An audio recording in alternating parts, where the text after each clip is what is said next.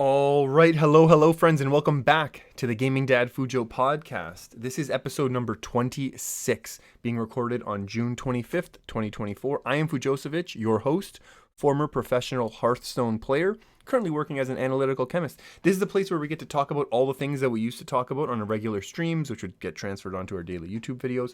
And instead of interrupting myself with gameplay and all of our great chats with gameplay, we're going to be interrupting ourselves with other topics, recently reviewed as the most versatile podcast out there. And on today's episode, we will be talking about, at the very least, Dr. Disrespect, unfortunately, Nintendo Direct from June 2024, and the largest bank robbery in LA history. All those topics and so many more. Let's get started. He's got no time to play video games. He's the Gaming Dad Fujo. Nailed it. And as always, we're going to go ahead and start with a little bit of housekeeping. If you're watching on the YouTubes, please hit the like, the subscribe, leave a comment. We're always looking for more Gaming Dad gaming suggestions. Same thing if you're listening on the podcast, Spotify, wherever you find us. Hit that 5 out of 5 review, leave a message, let us know how you're doing, let us know gaming suggestions. We've been doing a lot of Poke Rogue lately. We're not going to jump into that one right now. We are going to jump into talking about the Nintendo Direct, which happened on June 18th, 2024, since the last time we spoke.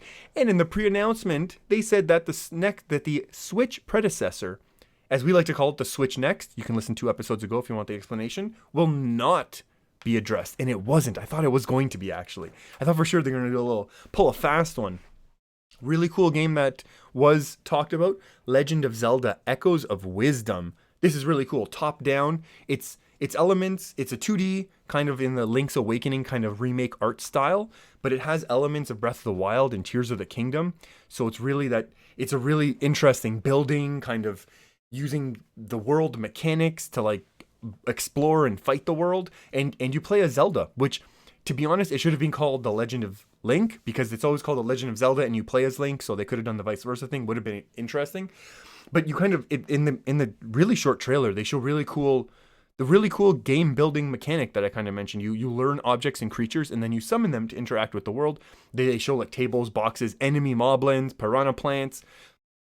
There's a lot of freedom. Combat's the only questionable thing to me, because Legend of Zelda, it's always you press A and you use your sword, you press B and you use an item. So it's going to be kind of interesting, but this game is already, I'm predicting there's going to be really cool kind of sequence breaking, really cool speed runs. AGDQ, SGDQ 2025, 100% going to be there, and it's releasing in 3 months, September 26th. Good time for birthday presents. And this is obviously, like a lot of the things that we're going to talk about here, are meant as a holdover until the Switch Next does come out, until we're going to get another 3D Zelda. I'm pretty sure also Wind Waker, Twilight Princess are going to be used as Switch Next remakes or upgrades or whatever you want to call it, until probably, because I'm assuming the next, Tears of the Kingdom still pretty new, a year plus just came out. So those are going to be the remakes that'll come out when Switch Next launches in early 2025. What else came out? Marvel vs. Capcom Collections, which is actually also releasing on PC and PlayStation. This is actually massive to get people playing Marvel vs. Capcom 2. Fighting gamers, really been enjoying things. Metroid Prime 4 Beyond. So this is a really cool one. 7 years after the initial announcement, which is now 2.5 years after. So it's 5.5 years since the infamous "we got to restart" announcement. So this is undeclared 2025 release. It's going to be probably on the Switch and Switch Next simultaneously, just like Breath of the Wild was on the Wii U and the Switch when it launched. Mario and Luigi Brothers. Really cool looking RPG, kind of we saw the Super Mario RPG remaster earlier this year. So again, lots of active button pressing sequences in the RPG gameplay, interesting platforming, really cool. Darkest Dungeon 2, Ace Attorney Investigations, 100 Line, Last Defense, very interesting. Overall, I think it was actually a pretty good direct, considering what was it? There were a lot of, so first of all, I think overall it was pretty good, because it was very clearly a holdover, because they don't have their next console ready to go, for whatever reason. Again, Nintendo likes to get things right, so let's let them get it right. It's fine. And then the thing is, there were a lot of leaks and people didn't believe it.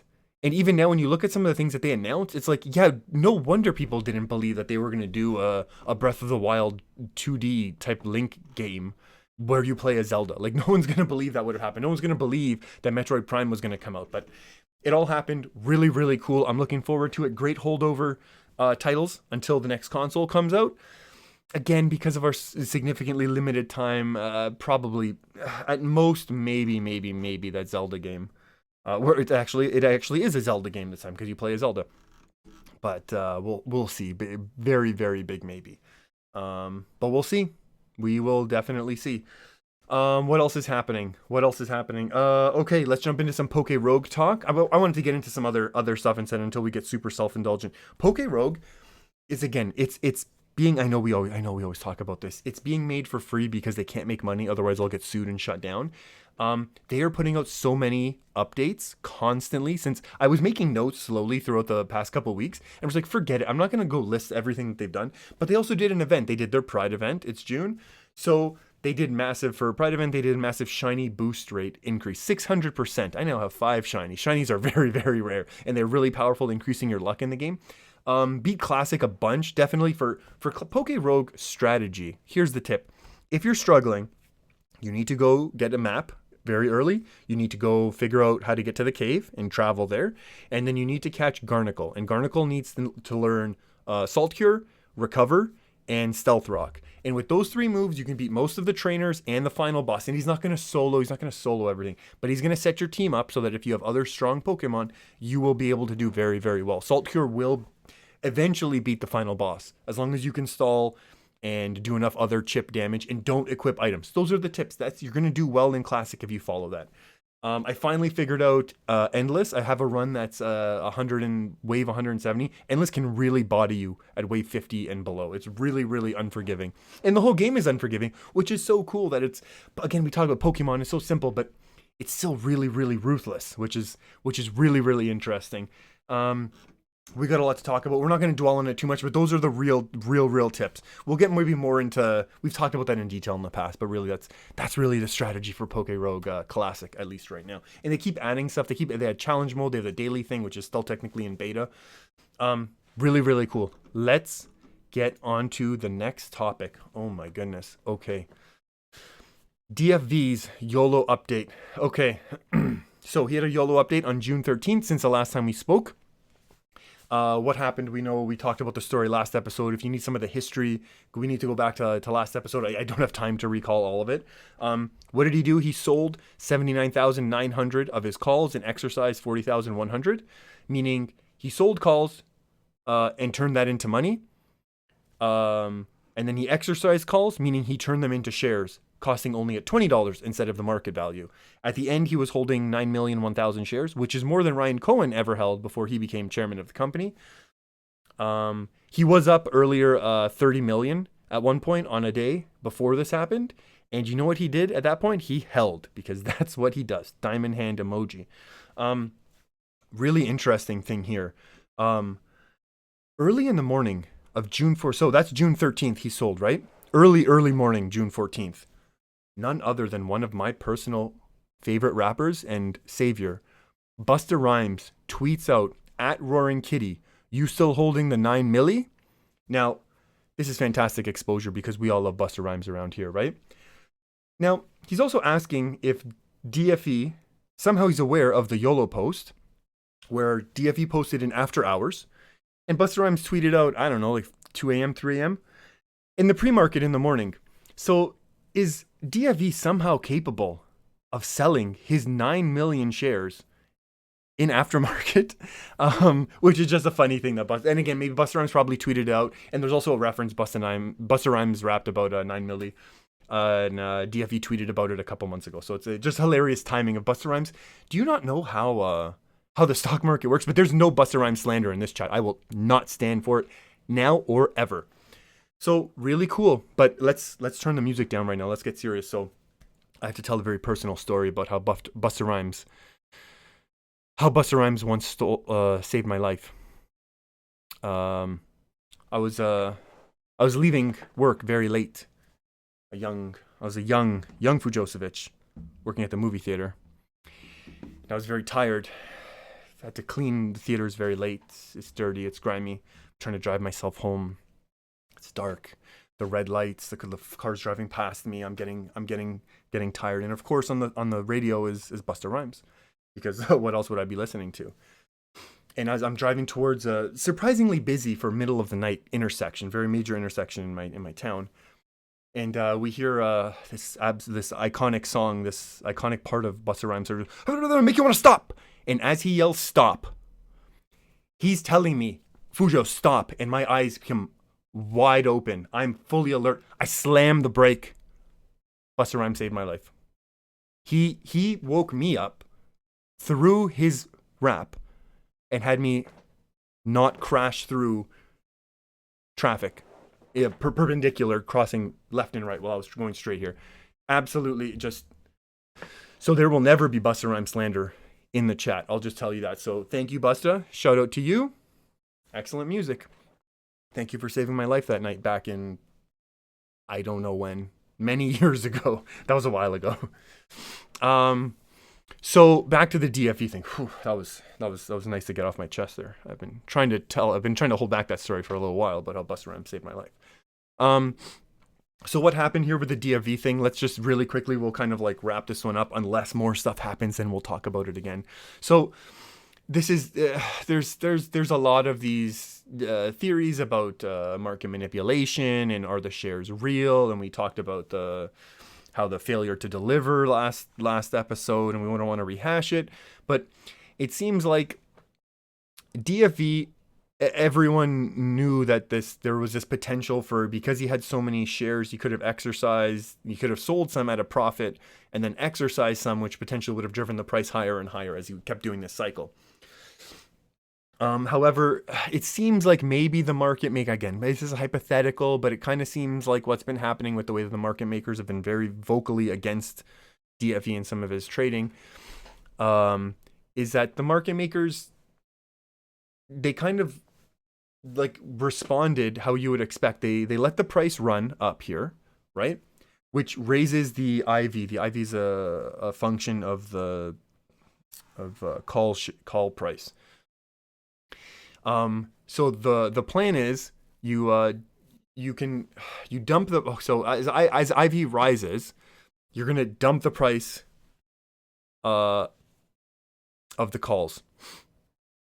And then the community would then raise it. The community would then respond as you would expect, buying more options at that higher price, and then they would crash the price before the expiry date, having them expire worthless. But DFE didn't respond the way he expected, so he's expected to hold because he is, we talk about the diamond hands thing, right? Instead, he exercises high in the middle of these high IVs. So it allowed him, in a paper, nothing really changed because he still exercised at his strike price, right? So from the practical standpoint, however, there was this force, because he was able to exercise more of his calls, more shares were forced to be delivered, which is actually a pretty big deal because there's this whole constant discussion with GME of what shares are real and what shares aren't. So we'll follow along with this. We're not gonna. I know I just kind of like, I tried to get technical there with some of the call stuff, and it's probably not needed. What DFE did there was very clever. The short version, what he did was very clever, and kind of not what people were expecting him to. But really cool. So we'll follow along with that as it happens. And speaking of shareholders, for some reason, Capcom, video game company, we all know Capcom, we love their stuff. At their recent shareholder meeting, for some reason, out of nowhere, they mentioned that the 1993 Street Fighter movie, starring none other than Jean-Claude Van Damme, is still making them money. I mean, okay, yeah. So it gets played on TV on Sunday afternoons. Absolutely. I guess technically that makes money for sure. And it's available on some streaming services, which those services have to pay for the rights. And so that makes money. But in the grand scheme of Capcom, that's got to be like a rounding error in their balance sheet, right? So it's kind of weird. Now, look, don't get me wrong. M. Bison is cinematic gold, for me. But for me, it was a Tuesday. Absolutely iconic. But it's kind of weird just to like bring that up out of nowhere, right? Like, don't get me wrong. I'm expecting reboot or sequel or something here. because Jean-Claude can still go. So that I think is just worth noting in case something happens in a couple weeks or months. We already talked about it. Okay. What else has happened since we spoke? Justin Timberlake arrested for a DUI. What goes around comes back around. Yeah. What was the funny? Funny, sad, funny thing though. You know, the police officer who pulled over Timberlake was so young he didn't even know who he was. And I don't know how this is getting memed all over the internet right now. Justin Timberlake mumbles under his breath, "This is going to ruin the tour." And the police officer says, "What tour?" And Justin says, "The world tour." So, I mean, what goes around comes back around, right? Leave Britney alone. That's all we're going to say about it. Okay. So, some, interesting one. June 24th just happened. That's yesterday as of this recording. Midnight Society, the gaming company founded by Dr. Disrespect, terminated their relationship with Dr. Disrespect following an investigation. Let's read the quote. We're going to kind of go through it. On Friday evening, this is from the 24th. On Friday evening, we became aware of an allegation against one of our co-founders, Guy Beam, aka Dr. Disrespect. We assumed his innocence and began speaking with parties involved. And in order to maintain our principles and standards as a studio and individuals, we needed to act. For this reason, we are terminating our relationship with Guy Beam immediately. While these facts are difficult to hear and even more difficult to accept, it is our duty to act with dignity on behalf of all individuals involved, especially the 55 developers and families we have employed, along with our community of players. Historical note, Doc was banned from Twitch June 26, 2020. What happened was Doc was streaming on the 24th.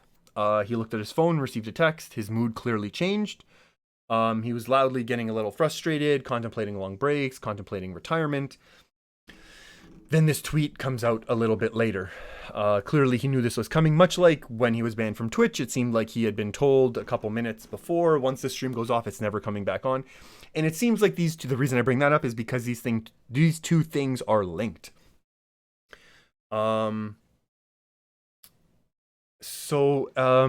It's there was a quick response earlier, but we're going to get into that because the story's already continued since then, which is wild. He did make this comment about, bleeping internet, didn't do anything wrong. It's all been settled, nothing illegal, no wrongdoing was found, and I was paid.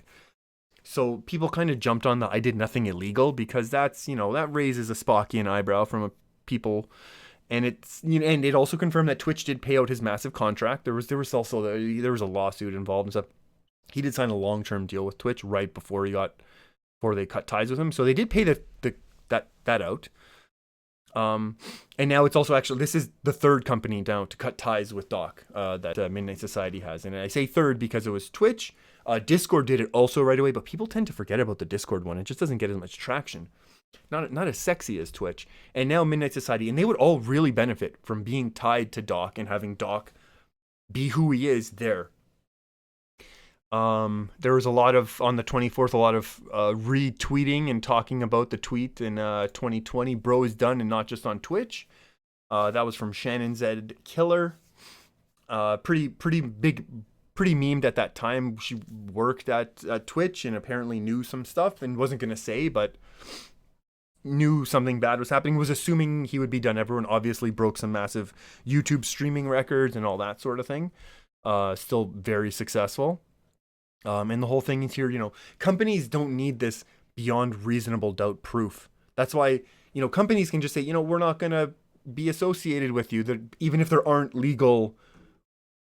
anything legal happens, because they don't need that burden of proof, that whole legal stuff. And then what happens? June 25th, 2 p.m. That's just a few hours ago from when I'm reading this. So by the time this gets posted, there will probably be a lot more reaction. I don't even know how, I can't even read the whole thing because I didn't know you could tweet this long. I thought you were limited in how long you can tweet. I guess you can do more now. I don't know how, I don't know these things. In all caps, the Twitch ban. Then what does he say? I'd like to make a statement. Let's cut the bleeping bleep. As you know, there's no filter with me. Apologizes to the community and everyone at Midnight Society. It wants to accept responsibility. A lot of people have been left in the dark what happened. team is filled with incredible people, high ambitious careers with families. Never want to jeopardize that. 2 former Twitch employees have publicly disclosed accusations. I can tell you my side of the story regarding the ban. Okay. Were there Twitch whisper messages, I'm quoting, with an individual minor back in 2017? The answer is yes. Were there real intentions behind these messages? The answer is absolutely not. These were casual, mutual conversations that sometimes leaned too much in the direction of being inappropriate, but nothing more. Nothing illegal happened here. No pictures were shared. No crimes were committed. I never even met the individual. I went through a lengthy arbitration regarding a civil dispute with Twitch, and that case was resolved by a settlement. Let me be clear, it was not a criminal case against me, and no criminal charges have ever been brought against me. From a moral standpoint, I'll absolutely take responsibility. I should have never entertained these conversations to begin with. That's on me. That's on me as an adult, a husband and a father. It should never have happened. I get it. I'm not perfect, and I'll own my bleep. This was bleep. Now, with all that said, don't get it bleeping mistaken. I've seen all the remarks and labels being thrown around so loosely. Okay. Goes on about social media. I'm no bleeping predator or pedophile. Anyone who knows me knows bleep this, bleep that. Get the bleep out of here with this bleep. He apologizes to his team, the community, industry friends who have supported him. Wishes he could have spoken out sooner. If any have made you feel uncomfortable, I get it. You don't have to support me anymore. Just know that I've always greatly appreciated you. And then he says he's not going to go away. He says he is going to take a vacation, but not going away permanently. So one thing here, I read directly the quote where he said there was a minor with an individual minor back in 2017. Originally, he posted that. Then he edited it and just turned it to individual. People were then mentioning that, hey, we just saw that you edited it, because Twitter has an edit history. And then he edited the word minor back in. So that's not a good look either. Look, he owned it. You can I'm not going to editorialize this. You can interpret this however you want, and you can feel about it however you want. There's a lot of people who are just done with him, and a lot of people who are still going to defend him. I think he's going to take some time off and will come back and still have massive streams. I think he as a streamer before all of, I know when I would look at, what he does and did as a streamer was absolutely just no one else. I know he has the big character. No one does it like me. All this stuff, the height, the running through dark alleyways, all this stuff, bulletproof mullet, all that, his whole shtick, like he's in full character from start to finish of his stream, fully in costume, gimmick, the whole time. Has a super distinct look. He's got a full green screen wall behind him that he uses. Different scenes on his streaming software that he can walk over and all of a sudden look like he's in his garage with all his Lamborghinis. Walk over to the Champions Club locker room, does that whole shtick and all that. He's in the change room, then he's in the skybox overlooking the arena of all his fans watching him stream. It's incredible the amount of production that he does by streaming all by himself. And then there's always this questioning of, well, if that success has led to horrible things, then how does that make you feel? And that's, that's for people and for the Champions Club and for everyone else to decide how they're going to feel and how they're going to react, and if they're going to come back to the streams, and if they're going to go back just for that first stream to see what he says and then not support him anymore. But I think overall, this is such a massive fumble. He was the face of the platform of Twitch, as much as that was part of his, I'm the face. He was one of the biggest streamers in the world. He had potential movie deals. He was partnering with the WWE, working with esports teams, working with professional Big Four North American sports teams, brand deals, thrown away over stupid bleeping mistakes, man. It's weird that this is a 2017 timeline as well. There was something else that happened with Doc back then. But I think one of the other issues as well is people have also called out, I should say, is why did then Twitch pay him out? And look, they didn't want their platform to be linked with like, hey, if my kids are going to go here, lots of young kids are going to go on Twitch and watch their favorite streamers. And you don't want your streamers, you don't want that to be a place where people are soliciting minors. Like, that becomes awful. And especially at platform-specific meetups. And it's just like, oh my goodness. So they couldn't have anything to do with them. They're going to pay him out, cut ties, and move on. So it's just, people are going to feel how they want to feel. That's basically where we're at. I honestly thought I did not expect Doc to actually tweet this out. I thought we were just going to say, we'll see what happens. And we can figure it out at that point. And even at this point, it's like, we're going to see what happens.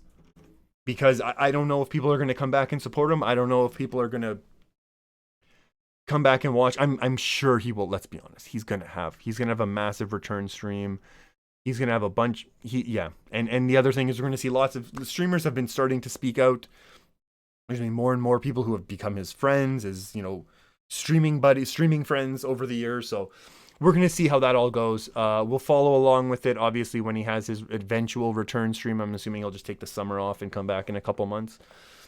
That's a really, really wild story that I honestly never thought we were going to get any resolution on the whole Doc thing of why he was banned from Twitch. So that's... Yeah, and then honestly, maybe we'll do a quick follow-up when some of the people that I know he used to stream with the most make comments on it. I know there's obviously a lot of people are making comments. I mean, look what we're doing right now. But I think when some of the people who are closer with him and developed really like seemingly good friendships with him as well comment, I think that's what I'm going to be most interested in terms of this story. And then we'll see what happens with actual people supporting him or not supporting him. Other gaming stories. Sims 4. Sims 4 is adding a battle pass and timed events. Battle pass. So this is how it was reported, just so we're clear. Sims 4 adding battle pass. It's not really a battle pass. It's a login reward, but it's still bad. It's more like the mobile style, where you just have to log in every day to get a reward, to do this thing. But Sims is not that game, right? Sims is the type of game you're not going to play for a couple weeks, and then you're going to play a whole bunch. Like some games are doing it okay. People seem to like Chivalry 2. It's free on Epic. They have campaign passes, but then they're still available afterwards. Pokemon Go. We talked about Pokemon Go and some Gaming Dad topics. I think it's pretty decent for a Gaming Dad type of game. They have timed events, but then they also have events where you just need to log in to claim them to start them, and then some are available forever. I think it's a decent balance between the two. And it's all like, how does Sims 4 even have legs after 10 years? It's just, there's no real competitors, right? And sometimes it's just EA being EA of having to milk. They had a pretty botched development, right? They were trying to do this online game, basically a second Sims Online. But then SimCity 2013 flopped. And they wanted to change it, so they only had like less than a year for the developers to kind of change this to what it was. And then they were talking about how they're going to do DLC updates, and it was just gonna and then they were talking about there's gonna be a new Sims game, but Sims 4 would still get DLC after that would launch. It's just a weird thing that, again, another way to try and milk a little bit more out of this weird, it's such a weird, like, we just went through that like really brief like developmental like thing of just what is happening with this game. And it's sad that this is the noteworthy thing, and it's sad that so many times the gaming topics, we're gonna go into intense gaming topics next week, don't worry. But it's so sad that so many of the gaming topics are just about the weird monetization of these games. And you know what, I remember original Sims, when you could just build a wall around the Grim Reaper so that when he spawned, and then all your Sims would become immortal. That was pretty fun back in the day, right? All right, last topic for the episode. Easter Sunday of 2024, March 31st, 2024. Someone managed to access the Garda World cash storage facility in Sylmar, in LA, stealing a whopping 30 million cash in what is considered the largest heist in Los Angeles history. So it's a Canadian security company, actually, Garda World. They do cash storage and transportation, kept safe until it can be used or deposited in a bank. Usually pretty well guarded. Historically, lots of guards, alarms, seismic motion detectors, multiple, state-of-the-art surveillance. Um, this is kind of like an Ocean's 11 styled thing that happened. They walked out with 30 million in cash, right? So it's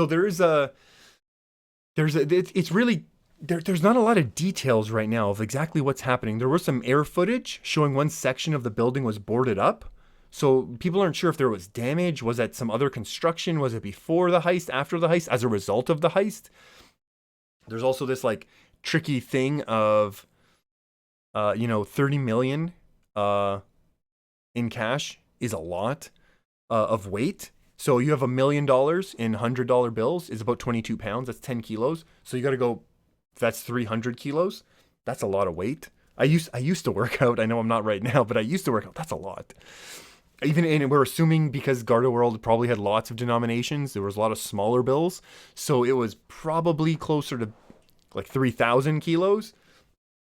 So drawing that out without drawing attention would have been pretty impressive. Again, you got a forklift, you have a seemingly broken side of the wall with some boarded up a side of the wall. You get a forklift. I've seen forklifts at where I work. They can move a lot of weight really quickly.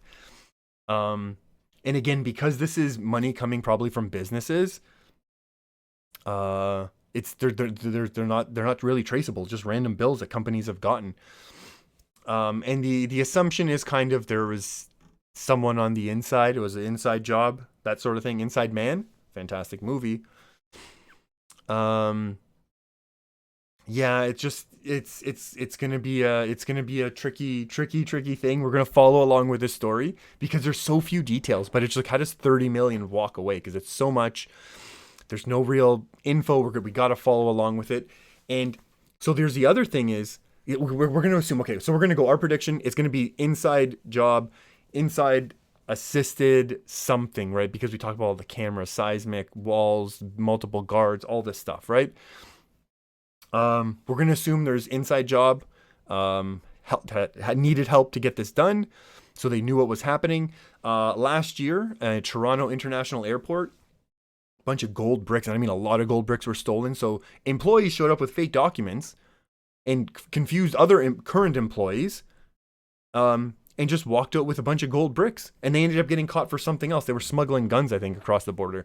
So it's just a wild story. 30 million cash. Not a lot of details right now. Everyone's trying to figure out what's going on. If there's news stories, we're definitely following along because this is Ocean's 11 type of thing. And that was another two fantastic movie references right here to end off the episode.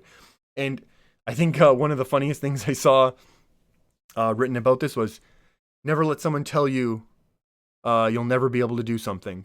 Prove them wrong. Because everyone was talking about how secure this building was. Well, you know what? Just prove them wrong if you think you can't break in there. We got to follow. So from this episode, there's a lot of interesting topics we got to keep following up on. We'll sprinkle it in as there's time. That is going to be it for us today, everyone. Thank you so much for listening, making it this far. Like I said, hit that like, the follow button, subscribe, hit the bell on YouTube if you want notifications. Subscribe on the Spotify if you want to get notifications and uploads, auto downloads.